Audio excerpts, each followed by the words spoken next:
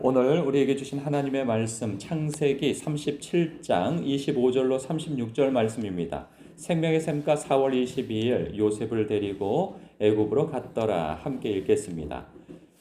그들이 앉아 음식을 먹다가 눈을 들어본즉 한 무리의 이스마엘 사람들이 길르앗에서 오는데 그 낙타들의 향품과 유향과 모략을 싣고 애굽으로 내려가는지라.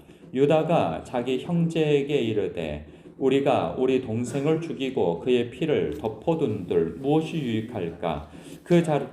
그를 이스마엘 사람들에게 팔고 그에게 우리 손을 대지 말자. 그는 우리의 동생이요 우리의 혈육이니라 하매 그의 형제들이 청종하였더라. 그때 미디안 사람 상인들이 지나가고 있는지라. 형들이 요셉을 구덩이에서 끌어올리고 은 20에 그를 이스마엘 사람들에게 팔매 그 상인들이 요셉을 데리고 애굽으로 갔더라. 루벤이 돌아와 구덩이에 이르러 본즉 거기 요셉이 없는지라. 옷을 찢고 아우들에게로 되돌아와서 이르되 아이가 없도다. 나는 어디로 갈까? 그들이 요셉의 옷을 가져다가 순념소를 죽여 그 옷을 피에 적시고 그의 채색 옷을 보내어 그의 아버지에게로 가지고 가서 이르기를 우리가 이것을 발견하였으니 아버지 아들의 옷인가 보소서 하매 아버지가 그것을 알아보고 이르되 내 아들의 옷이라. 악한 짐승이 그를 잡아먹었도다. 요셉이 분명히 찢겼도다 하고 자기 옷을 찢고 굵은 배로 허리를 묶고 오래도록 그의 아들을 위하여 애통하니 그의 모든 자녀가 위로하되 그가 그 위로를 받지 아니하여 이르되 내가 슬퍼하며 수올로 내려가 아들에게로 가리라 하고 그의 아버지가 그를 위하여 울었더라. 그 미디안 사람들은 그를 애굽에서 바로의 신하 친위대장 보디발에게 팔았더라. 아멘. 이제 되돌릴 수 없는 상황까지 치닫게 되어졌어요. 요셉의 그 형들은 요셉이 너무나도 얄밉고 꼴보기 싫어가지고 저놈 가만히 둬서는 안 되겠다 하여서 올 때 그냥 깃방맹이를 날리고 그냥 막 두들겨 패고 막 이러다가 옷을 벗겨서 구덩이에 던져 넣어버렸죠.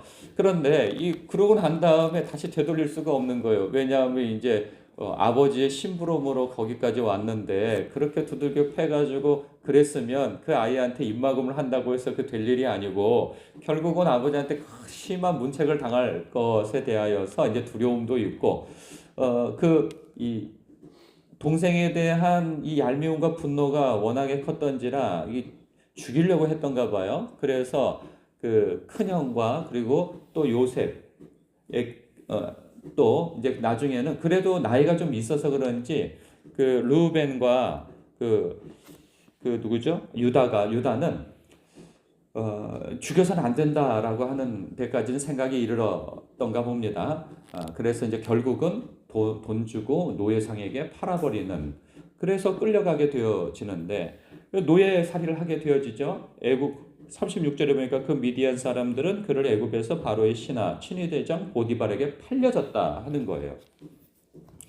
가만히 보면 어제도 언급했다시피 하나님으로부터 축복을 받았던 야곱부터 거슬러 가보면 야곱이 하나님으로부터 축복을 받고 또 금방 일어나는 일들이 뭐냐. 라헬이 죽고 르벤이 큰아들이 자신의 첩과 이 불륜의 짓을 하게 되어지고 아버지 돌아가시고 또 요셉이 이렇게 험한 꼴을 당하게 되어지는데 이제 죽음의 소식까지 듣고 굉장히 험난한 그 인생 여정을 산단 말이죠. 그러니까 축복을 받았는데 약속을 받았는데 그의 삶은 그 약속과는 전혀 동떨어진 듯한 그러한 환경과 고난이 펼쳐진다 말이에요. 뿐만 아니라 요셉도 마찬가지죠. 요셉도 하나님으로부터 받게 되어진 꿈, 이상을 받게 되어졌는데 현실의 삶은 그 꿈속에서는 뭐예요? 다 자신을 향하여서 절하는 꿈을 꾸었는데 현실은 나를 괴롭히고 힘들게 하는 그런 현실을 맞이했다 말이죠. 그러니까 하나님의 약속의 말씀과 혹은 환상과 그러한 것들과는 전혀 동떨어진 현실을 맞닥뜨렸을 때 우리는 어떤 생각을 갖게 되어질까 하는 거예요. 하나님이 나를 버리셨나? 나에 대해서 관심을 안 두시나? 하나님은 능력이 없으신가? 혹은 나를 사랑하지만 나에 대해서 관심이 없으신가, 뭐 별 생각을 다 하게 되어지죠. 그리고 이 자신의 삶 속에서 늘 두려움과 낙담과 그리고 염려 속에서 헤어나오지를 못하게 되어질 수 있는데, 우리가 말씀을 통하여서 얻게 되어지는 교훈이 무엇이겠어요? 하나님께서는 일단은 보면은 큰 그림 속에서 이들이 놓여 있어요. 우리는 결과를 알고 있잖아요. 이들의 삶이 어떻게 펼쳐질지. 야곱은 더 거슬러 올라가서 하나님께서 아브라함에게 그 언약을 맺으시면서 수백 년 후에 일어날 일을 미리 말씀해 주신 적이 있었어요.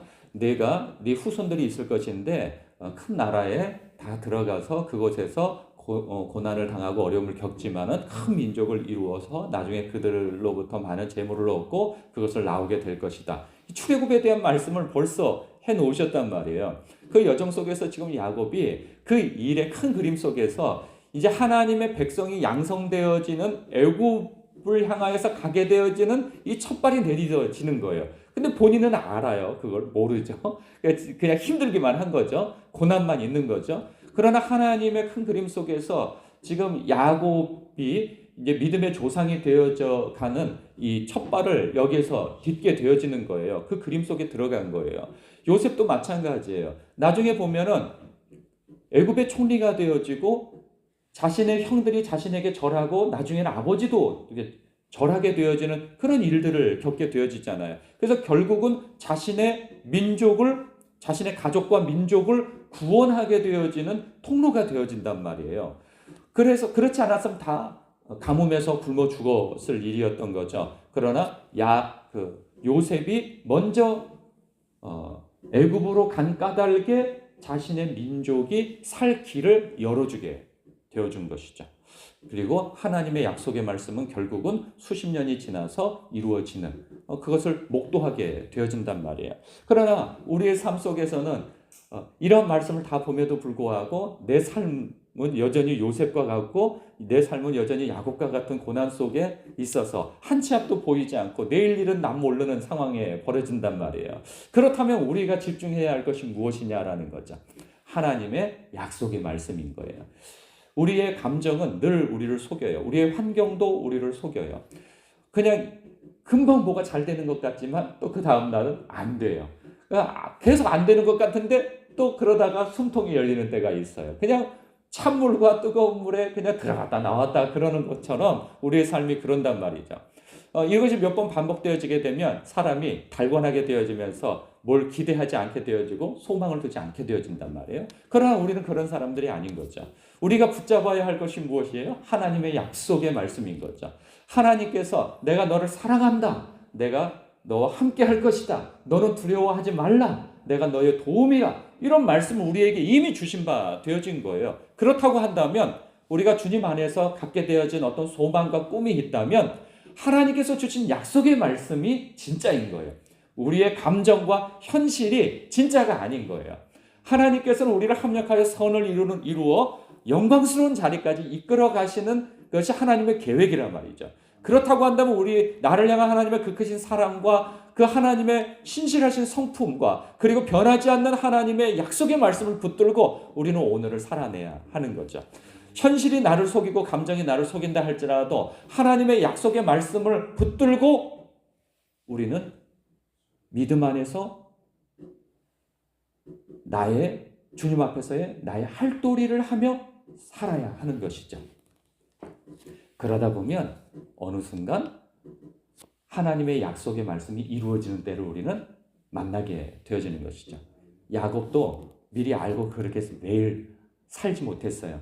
요셉도 자신의 결국을 알고 그렇게 소망을 두고 그렇게 살지는 못했을 거예요. 그러나 어찌하든 하나님 붙들고 살았단 말이에요. 고난이 있든 뭐가 있든 하나님 붙들고 그 삶을 살아냈단 말이죠.